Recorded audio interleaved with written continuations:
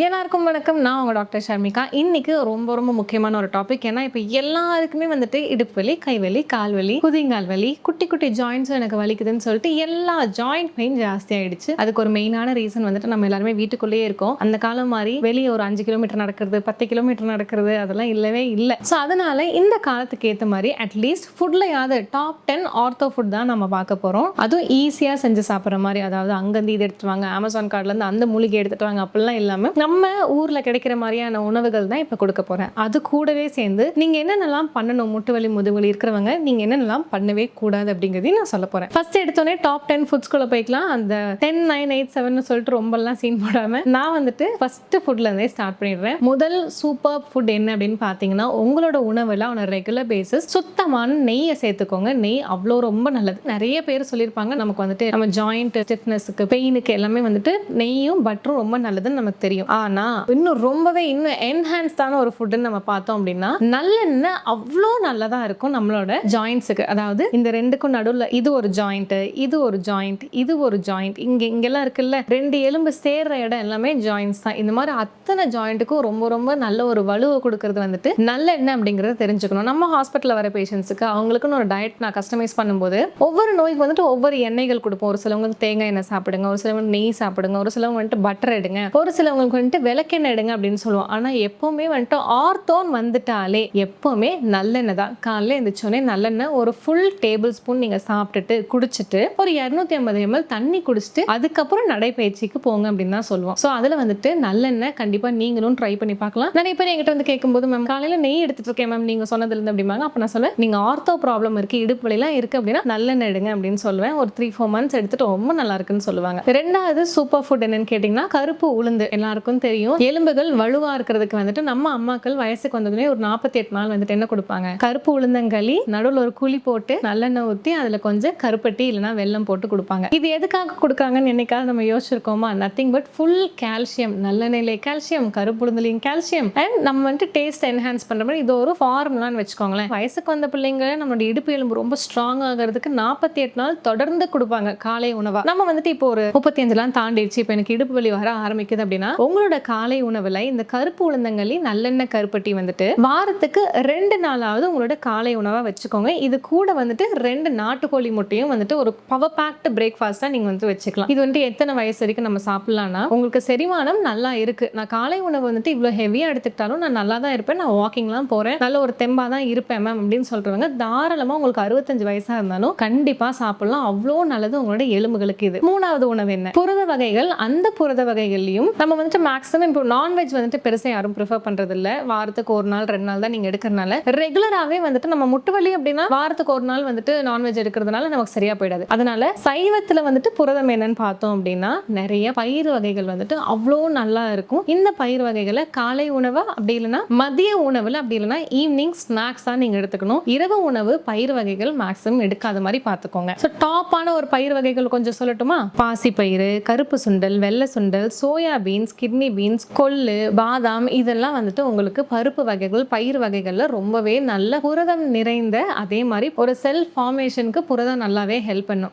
செல் ஃபார்மேஷனுக்கு collagen வேணும், fat வேணும், மாவுச்சத்து வேணும், எல்லாம் வேணும். ஆனா பில்டிங் பிளாக்ஸ் ஆஃப் தி செல் பாடி அப்படின்னு பார்த்தா புரதம் வந்துட்டு ஒரு பெரிய ரோலை வந்துட்டு பிளே பண்ணுது. நம்ம எல்லாம் என்ன பண்ணிடுறோம்னா, பயிர் வகைகள் செய்யனாலே நைட்டு ஊற வச்சு காலையில ஒரு விசில் விட்டு எடுத்து அதை அப்படியே பச்சையா சாப்பிடுறோம். அது எப்படி நமக்கு ஒரு இன்ட்ரெஸ்டே இருக்கு அதுல சாப்பிட்றதுக்கு, நம்மளே கொஞ்ச நாள் சாப்பிட்டு விட்டுருவோம். ஆனா அழகா அதை சமைச்சு சாப்பிடும்போது, சமைக்கிறதுக்கு ரெசிபி சொல்லியா கொடுக்கணும், யூடியூப்ல அவ்வளோதான் ரெசிபி இருக்கு. ஸோ இப்போ வெள்ளை சுண்டல் அப்படின்னா வெள்ளை சுண்டல் ரெசிபின்னு போட்டிங்கன்னா அழகா வந்துருது எல்லா ரெசிபியும். அந்த மாதிரி நல்லா சமைச்சு சாப்பிடும்போது ரொம்பவே நல்லா ரொம்ப நாள் சாப்பிட்டு நம்மளோட எலும்புகள் வந்துட்டு உறுதியாகிற மாதிரி ஒரு டிஃப்ரென்ஸ் இருக்கும் உங்களுக்கு. பயிர் வகைகள் பெருசா சாப்பிட்டு எனக்கு நெஞ்சு எரியும், கேஸ்ட்ரிக் ப்ராப்ளம் வரும் அப்படின்னு சொல்றவங்க வந்துட்டு உங்களுக்கு காலிஃப்ளவர், மஷ்ரூம், பன்னீர், இது மூணுலயுமே வந்துட்டு கால்சியம் சத்து இருக்கு. ஸோ நீங்க வந்துட்டு சைவத்துல ஒரு நாள் காலிஃப்ளவர், ஒரு நாள் மஷ்ரூம், ஒரு நாள் பன்னீர், ஒரு நாள் காலிஃப்ளவர், மஷ்ரூம், பன்னீர்னு சொல்லிட்டு ரெகுலராகவே புரத வகைகளுக்கு இதை உங்களோட மதிய உணவுல சேர்த்துக்கலாம். அதே மாதிரி பயிர் வகை நான் சொன்னேன் இல்லையா, என்னைக்குமே பயிரை நைட்டு ஊற வச்சு காலையில எடுக்கிற மாதிரி பார்த்துக்கோங்க. காலையில சும்மா ஒரு அரை மணி நேரம் ஊற வச்சுட்டு அதுக்கப்புறம் ப்ரெஷர் குக் பண்ணீங்கன்னா திருப்பியுமே நம்மளோட எலும்புகளுக்கு நடுவில் போய் வாதம் சேர்ந்துக்கும், திருப்பி பிரச்சனை பெருசாக தான் ஆகும். என்னைக்குமே பயிரை சாப்பிட்டு கேஸ்ட்ரிக் ப்ராப்ளம் வரக்கூடாதுன்னு நினைச்சீங்கன்னா இரவே ஊற வைக்கிற மாதிரி பார்த்துக்கோங்க. அடுத்த உணவு வகை என்ன அப்படின்னா, கீரை வகைகள் ரொம்ப நல்லது. ஏன்னா அது ஃபைபர் ரிச், அதே மாதிரி நமக்கு மலத்தை கட்ட வைக்காது. கீரை வகைகள்லயே கால்சியம் கொஞ்சம் அதிகமா நம்மளோட எலும்புகளுக்கு ரொம்ப தோதான ஒரு ஒரு கீரை வந்துட்டு முருங்கைக்கீரை. நான் சொல்லணும்னு அவசியமே இல்லை. நீங்க எந்த ஒரு ஆர்த்தோ ஹாஸ்பிட்டல் போனாலும் நமக்கு என்ன கொடுப்பாங்கன்னா பெரண்டா டேப்லெட் கொடுப்பாங்க, இல்லைன்னா முருங்கைக்கீரை டேப்லெட் கொடுப்பாங்க. இப்போ அது டேப்லெட்டா மாறுற அளவுக்கு ஒரு சூப்பர் ஃபுட் முருங்கைக்கீரை. நீங்க உங்க வீட்டில் வெளியே வித்துட்டு போறாங்க அப்படின்னா கண்டிப்பா வாரத்துக்கு 2 நாள் வந்துட்டு கீரை வகைகள்ல முருங்கைக்கீரை பெஸ்ட். ஸோ கீரைன்னு நீங்க ஒரு ஆர்த்தோ ப்ராப்ளம் இருக்கு, முட்டு வலி முதுகுவலி இருக்குன்னா என்னைக்குமே முருங்கீரை மட்டுமே சூஸ் பண்ற மாதிரி பார்த்துக்கோங்க. அந்த முருங்கீரை சமைக்கும் போது என்னைக்குமே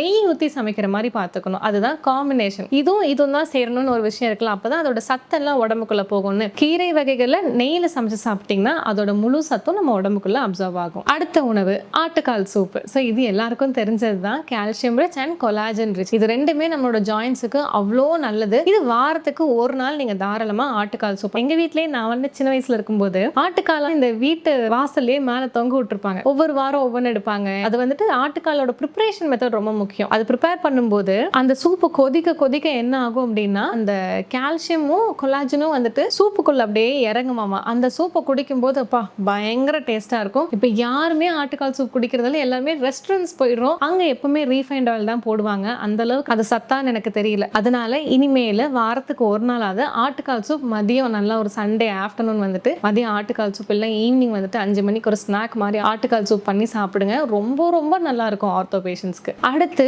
அசைவத்தில் வந்துட்டு நம்ம என்ன பார்க்குறோம் அப்படின்னா மீன் வகைகள். மீன் வகைகளில் கால்சியம் ரிச்சா நம்ம பார்த்தோம் அப்படின்னா நெத்திலி மீனை நீங்க சாப்பிடலாம். நம்ம நிறைய மீன் சாப்பிடுவோம், அந்த நடுவு எலும்பு வந்துட்டு எடுத்துட்டு சாப்பிட்ருவோம். ஆனால் நெத்திலி மீனும் மத்தி மீனும் எலும்பையும் சேர்ந்து கடிச்சு மென்னு முழுங்கும் இல்லையா? ஸோ இந்த நெத்திலி மீன் வந்துட்டு நீங்க நார்மலாவே உடம்பு வலி இருக்கு, இடுப்பு வலி இருக்கு, கை கால் வலி இருக்கு அப்படின்னா நீங்க மீனுன்னு சூஸ் பண்ணும்போது ஆல்வேஸ் சூஸ் நெத்திலி மீன். அதுலயும் கால்சியம் சத்து ரொம்ப ஜாஸ்தி. அசைவம் நான் எப்பவுமே எப்படி சாப்பிடணும்னு சொல்லியிருக்கேன். இரவு நேரத்துல பெருசா சாப்பிட்டுக்காதீங்க. காலை நேரம் அப்படி இல்லைன்னா மதிய நேரத்துல தான் அசைவத்தை சூடா சாப்பிட்ற மாதிரி பார்த்துக்கோங்க. அப்பதான் செரிமானம் ரொம்ப நல்லா இருக்கும். இன்னொரு விஷயம், அசைவம் சாப்பிட்டாலே அதுக்கு டபுள் மடங்கு வந்துட்டு வெஜிடபிள்ஸ் இருக்கணும். கண்டிப்பா காய்கறிகள் இருக்கிற மாதிரி பார்த்துக்கோங்க. அடுத்து ரொம்ப ஈஸியா ஒரு புரோட்டீன் சத்து, ஒரு கால்சியம் சத்து அந்த மாதிரி பார்க்கணும் அப்படின்னா பால், பாலாடை, பன்னீர். இது மூணுமே ரொம்ப ரொம்ப நல்லது. இப்பெல்லாம் குட்டீஸ்க்கு பாலாடை பிடிக்கிறதே இல்லை. அது பார்த்தாலே அது பாலாடை எடுத்து ஃபேஸுக்கு மாஸ்கா போட்டுக்கிறாங்களே தவிர்த்து வாய்க்குள்ள போட்டுக்க மாட்டேங்கிறாங்க. பாலாடை எப்படியாவது குழந்தைங்களுக்கு வந்துட்டு கொடுக்குற மாதிரி பார்த்துக்கோங்க. ஏன்னா சின்ன வயசுல நம்ம எந்த அளவுக்கு நல்லது கொடுக்குறோமோ அந்த அளவுக்கு பெருசுல வந்துட்டு நம்மளோட ஜாயின்ஸ் வந்துட்டு ரொம்ப ரொம்ப வலுவா இருக்கும். பெரியவங்களும் தாராளமா பாலாடை சாப்பிடலாம். ஸோ பால், பாலாடை, பன்னீர் இது மூணுலையுமே நல்ல சத்து இருக்கு. உங்களோட ஜாயின்ஸுக்கு ரொம்ப ரொம்ப நல்லது. அடுத்து ஒரு நாளைக்கு 3 லிட்டர் தண்ணி குடிக்கிறோம் அப்படின்னா அந்த 3 லிட்டர் தண்ணியில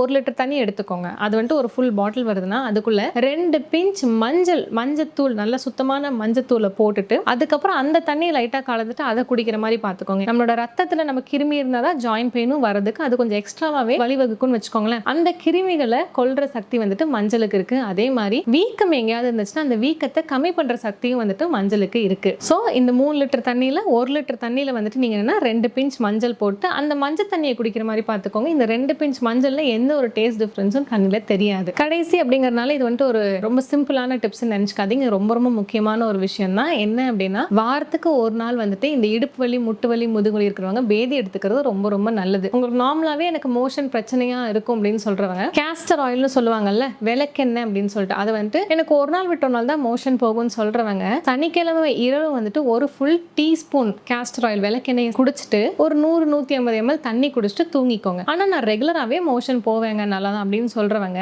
என்னைக்கு நீங்க ஃப்ரீயா இருக்கீங்களோ ஞாயிற்றுக்கிழமை காலையில ஒரு ஃபுல் டீஸ்பூன் கேஸ்டர் ஆயில் குடிச்சிட்டு 250 ml கொஞ்சம் வார்ம் வாட்டரை குடிச்சிங்கன்னா கொஞ்சம் பேதி ஆகும். அந்த பேதி வந்துட்டு உங்களுடைய எலும்புக்கு நடுவில் வாதம், இந்த கேஸ் எல்லாத்தையுமே வந்துட்டு வெளியே எடுத்து விட்டுரும். இந்த கேஸ்ட்ரிக் ப்ராப்ளம் இருந்தாலே கொஞ்சம் பெயின் ஜாஸ்தியா இருக்கிற மாதிரியே இருக்கும். இப்படின்னா நான் பிடிச்சிக்குது, இப்படின்னா எனக்கு அடிக்கடி சுளுக்கு பிடிச்சிக்கும் இப்படின்னு சொல்றவங்களுக்குலாம் வந்துட்டு இந்த பேதி நல்லாவே உங்களுக்கு யூஸ்ஃபுல்லா இருக்கும். வாரத்துக்கு ஒரு நாளாவது எல்லா இடுப்பு வலி, முட்டு வலி, கை கால் வலி, எலும்புகள் சம்பந்தப்பட்ட வலி இருக்கிறவங்க பேதி எடுத்துக்கிறது ரொம்ப நல்லது. இது வீட்டு மருத்துவத்துல நான் கொடுத்துருக்கிற ஒரு பேதி. இதுதான் வந்துட்டு டாப் 10 ஃபுட். ஆனா நீங்க வந்துட்டு என்னென்ன மிஸ்டேக் பண்றோம் அப்படிங்கிறது ரொம்ப நல்லா தெரிஞ்சுக்கோங்க. ஒன்று, விட்டமின் டி நமக்கு எல்லாருக்குமே கம்மியா தான் இருக்கு. அட்லீஸ்ட் ஒரு 25க்கு மேல இருந்தா தான் கொஞ்சமாவது பெட்டர்னு அர்த்தம். ஆனா வர்றவங்க யாரை கேட்டாலும் சிங்கிள் டிஜிட்ல இருக்க விட்டமின் டி 9, 10, 12, 7, 6, 3 இப்படிலாம் இருக்க விட்டமின் டி ரொம்ப மோசம். இந்த மாதிரி இடுப்பு வலி, கை கால் வலி தான் இருக்கு அப்படின்னா கண்டிப்பா காலையில எந்திரிச்சு நான் சொன்ன அந்த நல்லெண்ணெய் குடிச்சிட்டு 250 ml தண்ணி, ஒரு வார்ம் வாட்டர் கொஞ்சம் குடிச்சிட்டு நீங்க என்ன பண்ணுங்கன்னா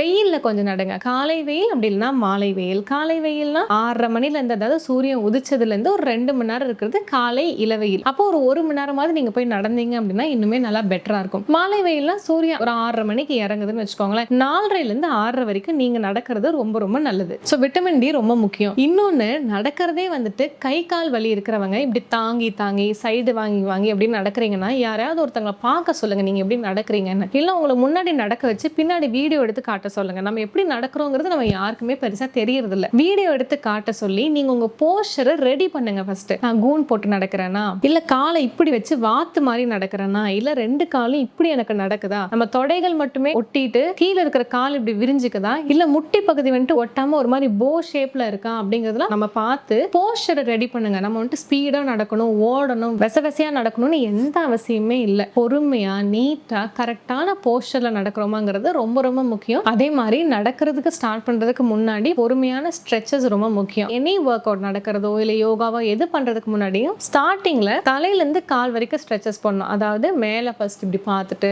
இங்க பாக்குறது, இப்படி பாக்குறது, கீழே மேல பாக்குறது, அப்புறம் நம்மளோட ஷோல்டர் இப்படி இந்த மாதிரி பண்றது, இப்படி பண்றது, கையை சுத்துறது, அப்புறம் இப்படி கை வச்சுட்டு இப்படி சுத்துறது, இந்த மாதிரி ஸ்ட்ரெச்சஸ் வந்துட்டு மேல இருந்து கீழே கால் பாதம் வரைக்கும். இந்த பாதம் இதுதான் அப்படின்னா பாதத்தை இப்படி சுத்துறது, இதெல்லாம் நீங்க பண்ணணும். அதுக்கப்புறம் ஒரு 3/4 மணி நேரம் நடந்து முடிச்சிட்டோம். இல்ல என்னால 3/4 மணி நேரம் ஸ்ட்ரெச்ல நடக்க முடியல அப்படின்னாலும் பிரச்சனையே இல்லை. 20 நிமிஷம் நடங்க, 5 நிமிஷம் உட்காந்துக்கோங்க, ரெஸ்ட் எடுங்க, இன்னொரு 20 நிமிஷம் நடங்க. கால்வலி கைவலிலாம் வச்சுட்டு நம்ம அப்படியே நடந்துகிட்டே இருக்கணும் எந்த அவசியமே இல்லை. நம்ம பேஷண்ட்ஸ்லாம் இங்க வந்த உடனே கரெக்டா ஃபர்ஸ்ட் மந்த் 10 நிமிஷம் மேம் எந்திரிக்கவே முடியலம்பாங்க. அடுத்த மாசம் வரும்போது மேம் நான் ஸ்பிளிட் வாக் பண்ணிட்டேன், 40 மினிட்ஸ் நடக்க ஆரம்பிச்சிட்டேன் அப்படிம்பாங்க. அதை விட இன்னும் பெட்டரா எப்படின்னா, நமக்கு வரவங்க ரொம்ப மோசம், எந்திரிக்கவே முடியல, எல்லா வேலையும் வலியோடயே செய்யறேன்னு சொல்றவங்க நம்ம கிட்டே ஒரு 5 to 7 நாள் தங்குவாங்க. தங்கி பார்க்கும்போது 7வது நாள் வந்துட்டு படியேறி வந்துட்டு இருப்பாங்க. ஏன்னா அவங்களுக்கு முட்டிக்கு என்னென்ன பிரச்சனை இருக்கோ அதுக்கான தெரபிஸ் போகும், மசாஜ் போகும், என்னென்ன எக்ஸசைஸ் பண்ணணும்னு சொல்லி கொடுப்பாங்க நம்ம கிட்ட தங்கி பார்க்கும்போது நம்ம கூட இருக்கிற டாக்டர்ஸ். ஸோ இந்த 7 நாள் ட்ரைனிங் அப்புறம் வரும்போது ரொம்ப நல்லா இருக்கேம்பாங்க. அதுக்கப்புறம் வீட்டுக்கு போகும்போது என்ன பண்ணுவோம்னா, நான் கொடுத்தேன்ல இந்த மாதிரி உணவு பட்டியல், அந்த மாதிரி ஒவ்வொருத்தங்களோட உடம்புக்கும் ஒவ்வொரு மாதிரி உணவு பட்டியல் இருக்கும். அதை ஃபுல்லாக எழுதி அவங்களுக்குன்னு கஸ்டமைஸ் பண்ணி ஒரு டயட் போட்டு கொடுத்து, வெயிட் ஜாஸ்தியாக இருந்தால் மாதம் 4 கிலோ குறைக்கிற மாதிரி வெயிட் லாஸ்க்கு டயட் போட்டு கொடுத்து, ஸ்ட்ரென்த் ட்ரைனிங்காக போட்டு கொடுத்து, எல்லாமே போட்டு கரெக்டாக ஃபாலோ பண்ணுற பேஷண்ட்ஸ்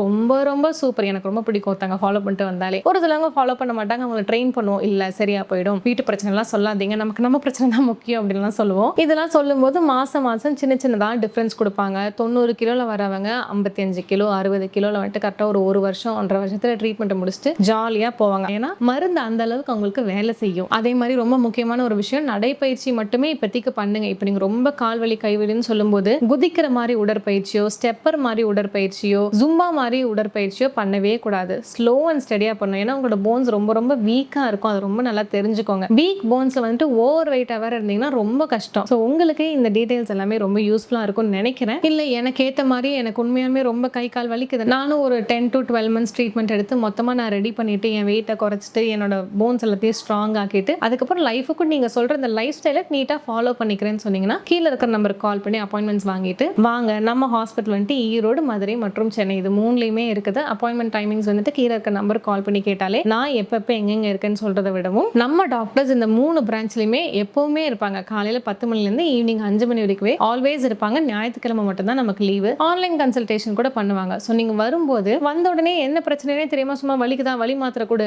அந்த மாதிரி இங்கே பண்ணவே மாட்டோம். அது நல்லா தெரிஞ்சுக்கணும். நீங்கள் போனோடனே நல்ல ஒரு டிஃப்ரென்ஸ் இருக்கும். மற்றபடி உணவு தான் மருந்து, உணவு தான் உங்களுக்கு மேஜர் ரோல் ப்ளே பண்ணும். 50% வந்துட்டு மெடிசன்ஸ் ஒரு மேஜர் ரோல் ப்ளே பண்ணும். ஏன்னா ஸ்ட்ராங் ஆகணும் நம்ம போன்ஸ், நம்மளோட தசைகள், நம்மளோட லிகமெண்ட்ஸ்லாம் ஸ்ட்ராங் ஆகணும். வீக்கம் இருக்கு, இங்கே வந்துட்டு பெருசாக வீங்கி இருக்கும் நிறைய பேருக்கு, இப்படி கை வச்சுட்டுலாம் வருவாங்க. இந்த வீக்கெல்லாம் ரெடி ஆகணும்னா அதுக்கு மருந்து மட்டும்தான் உதவும். ரெண்டாவது தூக்கமே இல்லாமல் வருவாங்க. மேம் எனக்கு வலினால தூங்குறதே இல்லைன்னு சொல்றவங்களுக்கு மைண்டை காம் பண்ணுறதுக்கு மெடிசன்ஸ் கொடுக்கணும். இந்த மாதிரி நிறைய ஒரு ப்ராசஸ் அது. ஸோ உங்களுக்கு இந்த மாதிரி அப்பாயின்மெண்ட்ஸ் வேணும் அப்படின்னா கீழே இருக்கிற நம்பருக்கு கால் பண்ணி நீங்கள் சொல்கிறத நான் பண்ணுவேன் அப்படின்னா மட்டும்தான் அப்பாயின்மெண்ட் வாங்கணும். சும்மா வந்துட்டு மருந்து மட்டும் வாங்கிட்டு போயிட்டு மருந்து சாப்பிட்டாலே நமக்கு ரெடி ஆகும்னு நினைக்காதீங்க. ஒரு சேஞ்ச் வேணும். ஒரு ஹாஸ்பிட்டல் போகிறோம், பெயின் கில்லர்லாம் இல்லாமல் நம்மளோட லைஃப் ஸ்டைலே நம்மளை மாற்றுறதுக்கு நம்ம ரெடியாக இருக்கணும். அதுக்கான டைம் வந்துட்டு நமக்கு கொடுக்கணும்னு ஃபர்ஸ்ட் நினைக்கணும். சரியா?